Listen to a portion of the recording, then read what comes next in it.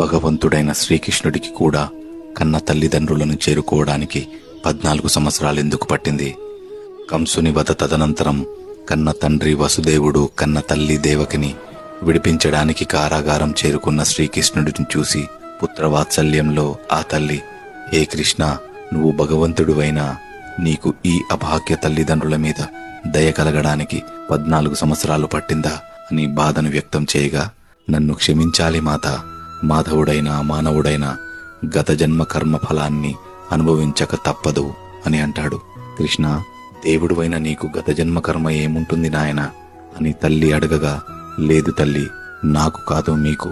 గత జన్మలో మీరు నా పినతల్లి దశరథుడు భార్య కైకేయి 14 సంవత్సరాలు నేను నా కన్న వాళ్లకు దూరం అవడానికి మీరే కారణమయ్యారు.